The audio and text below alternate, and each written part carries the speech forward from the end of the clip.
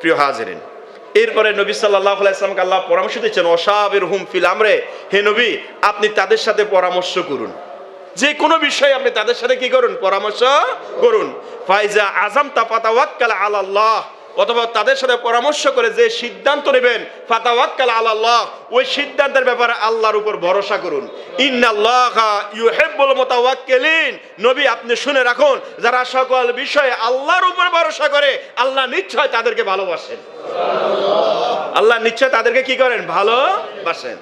আমি এই আয়াতে আপনাদেরকে যে বিষয়ে মেসেজটা দিতে চাচ্ছি সেটা হচ্ছে হৃদয়ের কোমলতা, হৃদয়ের দয়া, হৃদয়ের মধ্যে অনুগ্রহ, আল্লাহর আরেকটা সৃষ্টির প্রতি দয়া প্রদর্শন করা।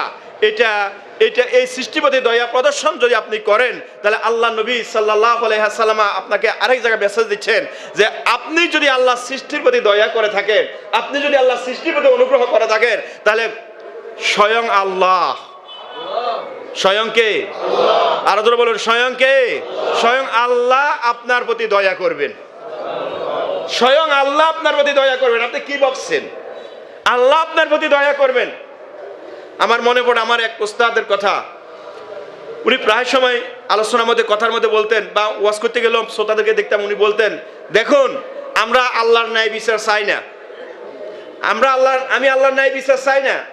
আমরা অনেক সময় কথা বলি না, আল্লাহর ন্যায় বিচার, কারো কাছে বিচার না পাইলেও আল্লাহর কাছে বিচার পাবো, কি বলি না এই কথাটা? আল্লাহ যদি ন্যায় বিচার করেন, আমাদের যে হাল, আমাদের যে হাকিকত, আমাদের যে অবস্থা, আমরা সবাই আল্লাহর দরবারে আদালতে অপরাধী হয়ে যাব।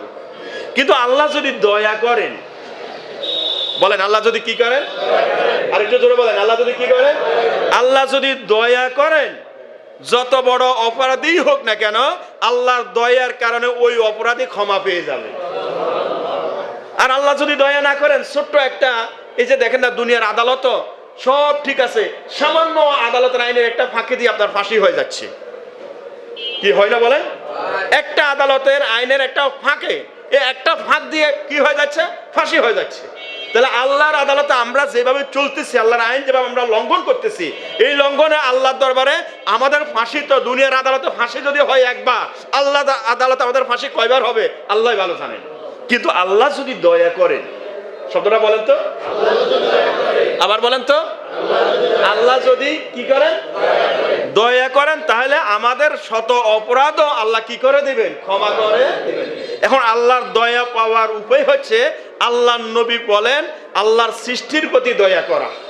এটা হাদিস শরীফের মধ্যে এসেছে, আন আব্দুল্লাহ ইবনে আমরিন রাদিয়াল্লাহু তাআলা আনহু, আন আব্দুল্লাহ ইবনে আমরিন রাদিয়াল্লাহু তাআলা আনহু قال رسول الله صلى الله عليه وسلم الراحمون يرحمهم الرحمن الراحمون يرحمهم الرحمن রাহিমুন যারা দয়া করে, বলেন যারা কি করে, ইয়ারহামুহুমুর রহমান, রহমান তাদের প্রতি দয়া করবেন। আর রাহিমুন বহুবচনের শব্দ, যারা দয়া করে, বলেন যারা কি করে, কার প্রতি দয়া করে? হ্যাঁ জোরে বলেন, আরো জোরে বলেন। না আমার ভাই মেরেছে কেন আমি তার ফাঁসি দিব? আপনার ভাইকে যে মেরেছে, ফাঁসির আসামিকে যদি আপনি ক্ষমা করে দিতে পারেন, আপনার বাবাকে হত্যা করেছে কেউ, আদালতের কাঠ গড়ায় দাঁড়িয়ে তার বিচার হয়েছে, সে ফাঁসি, আর ওই মুহূর্তে আপনি যদি বলেন আমি তাকে ক্ষমা করে দিলাম, সুবহানাল্লাহ বলবেন না? আল্লাহ নবী সাল্লাল্লাহু আলাইহি ওয়াসাল্লামের বক্তব্য হচ্ছে, আল্লাহ সুবহানাহু ওয়া তাআলা আপনি এই ফাঁসির আসামিকে ক্ষমা করে দেওয়ার কারণে কায়নাতের মালিক ও রব রহমান আল্লাহ আপনার প্রতি দয়া করবেন। জোরে বলেন সুবহানাল্লাহ। আর রাহিমুন ইয়ারহামুহুমুর রহমান। এরপর আল্লাহ নবী সাল্লাল্লাহু আলাইহি ওয়াসাল্লাম পরের অংশ বলেন, ইরহামু মান ফিল আরদে, ইরহামু মান ফিল আরদে ইয়ারহামুকুম মান ফিস সামাই। আল্লাহ নবী বলেন, ইরহামু মান ফিল আরদে, জমিনে যারা আছে, শব্দটা বলেন, আবার বলেন, জমিনে যারা আছে। জমিনে কারা আছে? মুসলমান। হ্যাঁ, জমিনে শুধু মুসলমান আছে, মুসলিম ছাড়া আর কেউ নাই, সব শুধু আমাদের বাঙালিরা আছে, এটাই।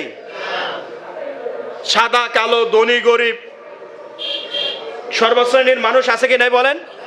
আরো জোরে বলেন, না আছে কি নাই? না সব আমরা এক দলের লোক। বিভিন্ন দল আমাদের মধ্যে আছে কি নাই?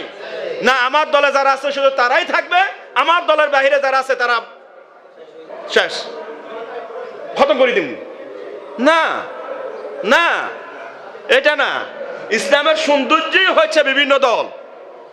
সুবহানাল্লাহ কহে না, বিভিন্ন দল হবে, তবে আল্লাহ দ্বীনের বিষয়ে সবাই আবার এক। সুবহানাল্লাহ কয় না? আর একটু জোরে বলেন সুবহানাল্লাহ।